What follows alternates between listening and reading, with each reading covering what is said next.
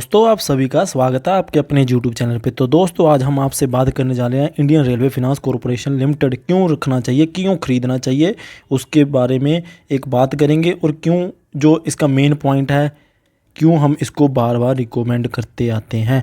तो दोस्तों आज इसने दी 1.5% के आसपास की गिरावट की रिटर्न, मतलब कि आज ये 1.47% नीचे बंद हुआ। तो दोस्तों 35 पैसे नीचे था, ये क्लोजिंग हुई 23 रुपये 45 पैसे के ऊपर। तो दोस्तों जैसे कि मैं आपको बोलता आ रहा हूँ, हमने इसमें खुद भी नियर अबाउट 70 to 80,000 रुपीज़ लगा के रखे हुए हैं। और दोस्तों जैसे कि मैंने आपको पहले बोला था, डिविडेंड से मालामाल करने वाली कंपनियां और ये फ्यूचर में मल्टी बैगर साबित होने वाली कंपनियां। ऐसा क्यों बोला था, उसके लिए मैं आपको एक आर्टिकल के ऊपर लेके चलता हूँ। दोस्तों जैसे कि आप इस आर्टिकल को देख सकते हो, आप इसको पूरा पढ़िए, आपको पूरी बात समझ आ जाएगी।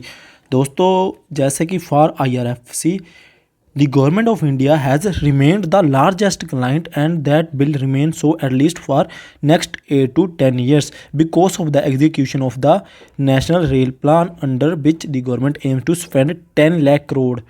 ठीक है, तो दोस्तों गवर्नमेंट का 10 लाख करोड़ खर्चने का प्लान है अपना इंडियन रेलवे के ऊपर। तो दोस्तों अगले 8 से 10 साल तक जो हमारा इंडियन रेलवे है, ये इसका IRFC का मेन जो है बड़ा क्लाइंट बना ही रहेगा। तो दोस्तों जैसे कि आपको मैंने बोला 10 लाख करोड़ रुपए तो मतलब कि एक छोटी अमाउंट नहीं होती, जिससे आपको पता है सीधा सीधा IRFC को बेनिफिट होने वाला है।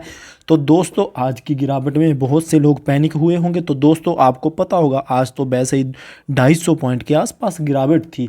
तो दोस्तों जैसे कि आपको पता होगा कि कोरोना का स्पाइक आ रहा है, मैं आपको पहले से बोलता आ रहा हूँ, जब कोरोना का आएगा स्पाइक तब तो सारे शेयर गिरेंगे।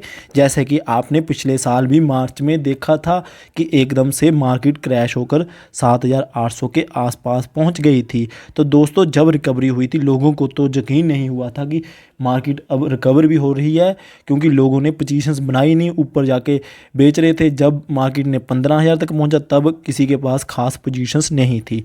तो दोस्तों आगे एक और बात पढ़िए, Indian railway finance corporation reported A 15% increase in net profit for third quarter ended December 31। ठीक है, for 9 month period ended December 31 IRFC reported 15.65% increase in net profit. तो दोस्तों इनके नेट प्रॉफिट्स में भी 15.65% की इंक्रीज हुई है Q3, जो कि 31 दिसंबर को ख़त्म हुआ है।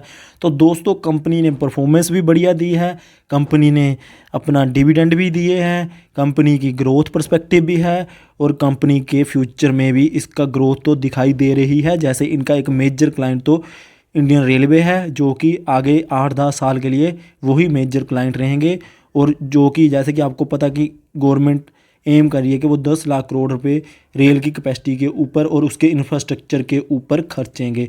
तो दोस्तों यही न्यूज़ आपको मोटिवेट करती होगी, यही न्यूज़ आपको मोटिवेट इतना तो कर ही देगी कि आप इस शेयर में बने रहिए। नहीं है तो आप इसमें फिर से बनिए। अगर और गिरावट देखने को मिलती है तो आप इसमें और क्वांटिटी उठा सकते हो। अगर दोस्तों आप नए हो शेयर मार्केट में, ठीक है, आपको डर लग रहा है कि हाँ क्या इसमें पोजीशंस बनानी सेफ रहेगी, तो दोस्तों डेफिनेटली आप इसमें पोजीशंस यहीं पे बना सकते हो, क्योंकि हम स्टॉक गिरेगा ये चीज़ के वेट करते करते फिर तो हम क्या ही बोल सकते हैं दोस्तों।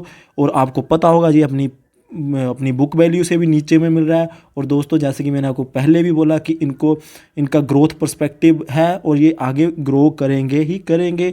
और हमारा जो आपको पहले भी वीडियोस में पता होगा 1 से 1.5 साल का अगर नॉर्मल रहा, जैसे कि अगर कोरोना की स्पाइक आ गई, फिर से लॉकडाउन जैसी परिस्थितियाँ बन रही है, लॉकडाउन आएगा तो ऑब्वियसली ये शेयर भी नीचे जाएगा। कहाँ तक जाएगा वो तो हम नहीं बोल सकते, बट हाँ अगर आपने मार्केट में कहीं ना कहीं इन्वेस्ट करना है तो IRFC एक बेस्ट ऑप्शनों में से एक है। अगर आपने नहीं इन्वेस्ट करना, मैं ये नहीं बोल रहा हूँ कि हाँ आप इन्वेस्ट करना नहीं चाहते, आपने कहीं से बढ़िया जगह से पैसा उठा के इसमें फंसा दिया और आपको लग रहा है कि हाँ बाद में हो गया कि लॉकडाउन हो गया, कुछ भी हो गया, क्योंकि वो तो फ्यूचर के बारे में पेंडेमिक के बारे में मैं तो कुछ नहीं बोल सकता कि क्या हो रहा है, कि बाद में मार्केट सारी ही गिर जाए, 10,000 आ जाए, निफ्टी 9,000 आ जाए। मैं ये नहीं बोल रहा कि आएगी, अगर आ जाए तो ये तो शेयर ऑब्वियसली यहाँ से मेरे को लग रहा है 18-17 को भी जा सकता है। फिर तो ऐसे तो जिन्होंने आज की डेट पे ख़रीदा होगा उनको लॉस ही होगा 5-6 रुपये का। तो दोस्तों हम उस चीज़ की वैसे वेट नहीं कर सकते, क्योंकि ऐसे तो है नहीं कि हाँ कोरोना के ऐसे फिर से पेंडेमिक आ जाएगा। अगर हम इतना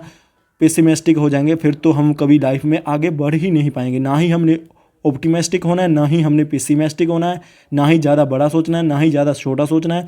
सिर्फ अगर आपके पास पैसा पड़ा हुआ है, इन्वेस्ट कहीं करना चाहते हो, तो आप उसमें से IRFC को एक ऑप्शन ज़रूर लेके चलिए। ऐसा मैं इसीलिए ये बोल रहा हूँ कि इंडिया में कभी रेलवे तो बंद होने नहीं वाली, बढ़ने ही वाली है। इंडिया में रेलवे का इंफ्रास्ट्रक्चर भी बढ़ेगा, इंडिया में रेलवे की रिक्वायरमेंट भी बढ़ेगी और इस सेक्टर में डेवलपमेंट भी होगी। तो दोस्तों IRFC में डेवलपमेंट होनी तो फिर तय ही है। तो दोस्तों निष्कर्ष यही निकल के आ रहा है कि आप इस शेयर में अगर बने हो तो बने रहिए, नहीं बने हो तो इसमें बन जाइए। क्योंकि अगर बाय द वे अगर मार्केट में इकोनॉमी में डाउन आ भी जाएगा तो ये शेयर तो आपको डिविडेंड तो देता ही है ना। आपको 1 रुपये 5 पैसे का तो डिविडेंड दे दिया था इसने 24 रुपये के ऊपर। अगर ये आपको 22 का मिल रहा है, 23 का मिल रहा है, आपको 1 रुपये 5 पैसे तो इंटरिम डिविडेंड दे रहा है, फाइनल डिविडेंड इतना देगा तो भाई साहब 2 रुपये तो आपको डिविडेंड मिल रहा है नियर अबाउट। मतलब कि आप ये देख लीजिए कि आपको डिविडेंड यील्ड ही बढ़िया मिल जाएगी। तो दोस्तों अगर हम सेफ्टी की बातें करें तो आपको पता होगा कि बैंक में भी तो पैसा तो बैंक में की FDR में भी सेफ़ नहीं होता। अगर बैंक में कोई डिफ़ॉल्ट हो जाए, आपको पता कि कितनी अमाउंट सेफ़ है। ऐसे तो भाई सेफ्टी के चक्कर में अगर आप मार्केट में जा रहे हो, आप देख रहे हो कि हाँ हमें फुल सिक्योरिटी चाहिए, ऐसा चाहिए वैसा चाहिए, फिर तो मैं तो आपको फिर तो कुछ भी रिकमेंड नहीं करूँगा ऐसी मार्केट में यहाँ पे day by day corona virus बढ़ रहा है। अगर आप थोड़े से सुलझे हुए हो, आपको पता है कि मार्केट में अप्स एंड डाउन आएंगे और आप एक पेशेंस रखने वाले, दोस्तों मैं फिर से बोल रहा हूँ पेशेंस इज़ अ की इन मार्केट। अगर आप में पेशेंस है, आप इसमें पोजीशन बना लीजिए। बेचना ही तब है जब हमें ये जितनी हमारे टारगेट है उतने देगा। आपको बोल दिया 50 से 60, 1 से 1.5 साल में अगर नॉर्मल सिचुएशंस हो जाती हैं, अगर ऐसा कुछ एडवर्स आ जाता है फिर तो भाई ऐसे तो हमारे टारगेट तो किसी ने भी कोई भी टारगेट दिए होंगे वो सारे ध्वस्त हो जाएंगे, वो तो फिर रहेंगे ही नहीं सारे। मतलब कि कोई भी टारगेट हिट नहीं करेगा। अगर मतलब कि कोरोना फिर से फैलता है फिर तो सारा कुछ नीचे ही जाएगा।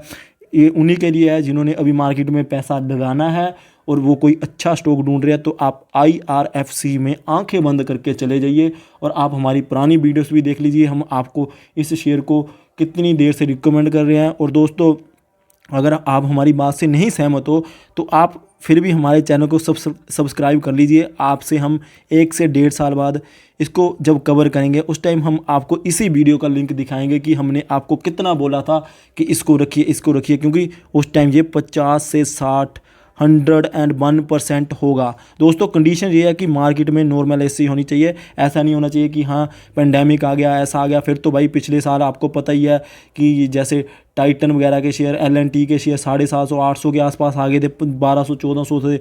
तो ये भी शेयर तो अगर ऐसा कुछ पेंडेमिक आता है नीचे तो जाएगा। बट दोस्तों जैसा इनका ग्रोथ पर्सपेक्टिव है, जैसे इनकी मतलब कि 8 से 10 साल के हमें वो दिख रहा है, बिजनेस का दिख रहा है कि स्कोप कैसा होने वाला है, जैसे इनके प्रॉफिट बढ़ रहे हैं, दोस्तों ये कंपनी आपको बढ़िया रिटर्न्स देगी ही देगी।